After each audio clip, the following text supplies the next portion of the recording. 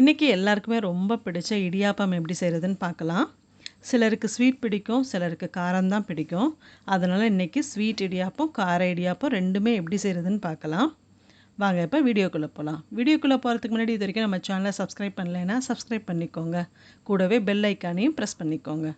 Welcome to Anu creations.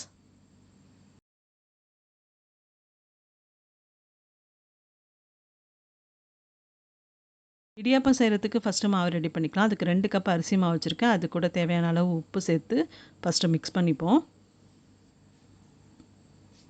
உப்பு சேர்த்து mix பண்ணதுக்கப்புறம் வெந்நீர் கொதிக்க வச்சுருக்கேன். அதை கொஞ்சம் கொஞ்சமாக விட்டு பிணைஞ்சிக்கலாம். இப்போ கரண்டியை வச்சு மிக்ஸ் பண்ணி அப்படியே பிணைஞ்சிக்கலாம்.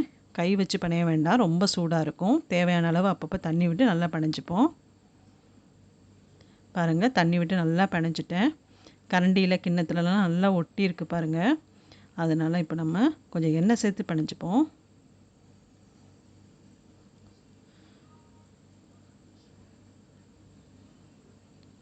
எண்ணெயை விட்டு நல்லா பிணைஞ்சோம்னாக்கா ஒட்டாமல் நல்லா அருமையாக வந்துடும். பாருங்கள், கிண்ணத்தில் கையிலலாம் ஒட்டவே இல்லை, மாவு நல்லா உருண்டு வந்துடுச்சு பாருங்கள். கையிலலாம் ஒட்டவே இல்லை பாருங்கள், சூப்பராக ரெடி ஆகிடுச்சு. இந்த இட்லி தட்டில் தான் நம்ம இப்போ இடியாப்பம் பிழிய போகிறோம். இதில் கொஞ்சம் எண்ணெய் தடவிக்கலாம். எண்ணெய் தடவினா தான் ஒட்டாமல் வரும். அதனால் கொஞ்சம் நல்லா எண்ணெய் தடவிப்போம். இப்போ எண்ணெய் நல்லா தடவியாச்சு. இப்போ நம்ம செஞ்சு வச்சுருக்க மாவை எடுத்து இடியாப்பாச்சில் வச்சு இப்போ இதில் பிழிஞ்சிக்கலாம்.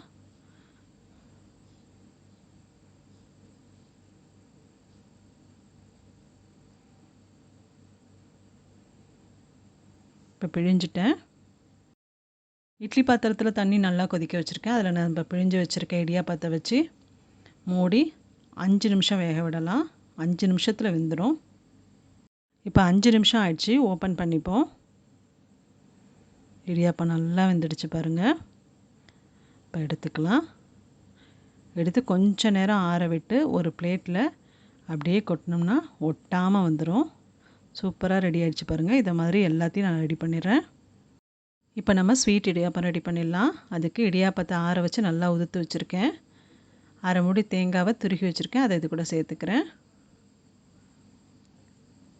தேவையான அளவு சர்க்கரை சேர்த்துப்போம். அடுத்தது கொஞ்சம் ஏலக்காய் தூள் சேர்த்துக்கலாம். இப்போ இது எல்லாத்தையும் நல்லா மிக்ஸ் பண்ணிப்போம்.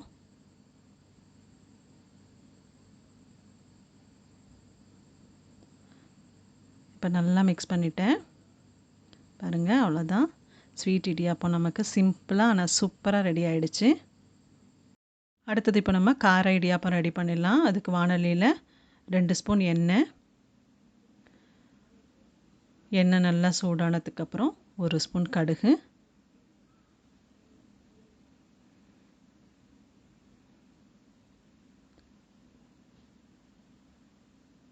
கடுகு நல்லா பொரிஞ்சதுக்கப்புறம் 1 ஸ்பூன் உளுத்தம்பருப்பு,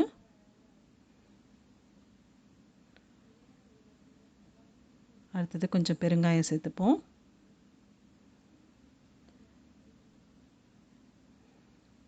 எல்லாம் நல்லா பொரிஞ்சதுக்கப்புறம் ஒரு பெரிய வெங்காயத்தை பொடியாக நறுக்கி வச்சுருக்கேன், அதை சேர்த்துப்போம். இப்போ வெங்காயத்தை கொஞ்சம் லைட்டாக வதக்கிக்கலாம்.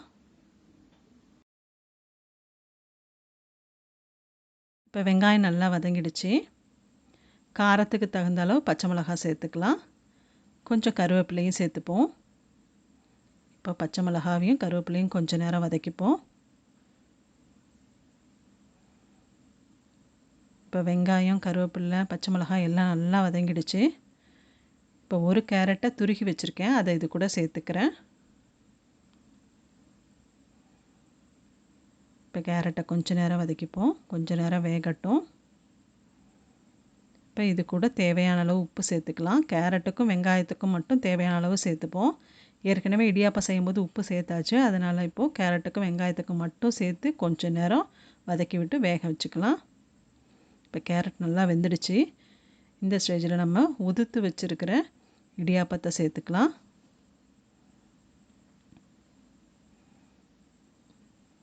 இடியாப்பத்தை சேர்த்து நல்லா மிக்ஸ் பண்ணிப்போம்.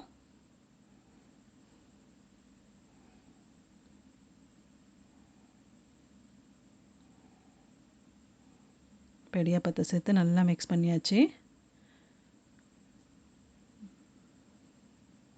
இப்போ கடைசியாக கொஞ்சம் கொத்தமல்லி இலை தூவிப்போம். கொத்தமல்லி இலையும் நல்லா மிக்ஸ் பண்ணிப்போம். நல்லா மிக்ஸ் பண்ணியாச்சு. அவ்வளோதான், இப்போ நமக்கு கார இடியாப்பம் சூப்பராக ரெடி ஆயிடுச்சு. ஸ்வீட் இடியாப்பம், கார இடியாப்பம் ரெண்டுமே அருமையாக ரெடி ஆகிடுச்சு. இடியாப்பத்தோட தேங்காய் பால் சேர்த்து சாப்பிட்டாலும் ரொம்ப அருமையாக இருக்கும். அதனால் தேங்காய் பாலும் ரெடி பண்ணி வச்சுருக்கேன். இந்த வீடியோ உங்களுக்கு கண்டிப்பாக பிடிச்சிருக்கும்னு நினைக்கிறேன். இந்த இடியாப்ப ரெசிப்பியை நீங்களும் உங்கள் வீட்டில் கண்டிப்பாக ட்ரை பண்ணி பாருங்கள். எப்படி வந்ததுன்னு மறக்காமல் கமெண்ட் பண்ணுங்கள். அதுக்கு முன்னாடி லைக் பண்ணுங்கள். இந்த வீடியோ உங்கள் ஃப்ரெண்ட்ஸ் அண்ட் ரிலேட்டிவ்ஸ்க்கு ஷேர் பண்ணுங்கள். இதே மாதிரி இன்ட்ரெஸ்டிங்கான நிறைய ரெசிபிஸ் பார்க்கறதுக்கு நம்ம சேனலை உடனே சப்ஸ்கிரைப் பண்ணிக்கோங்க. தேங்க்ஸ் ஃபார் வாட்சிங்.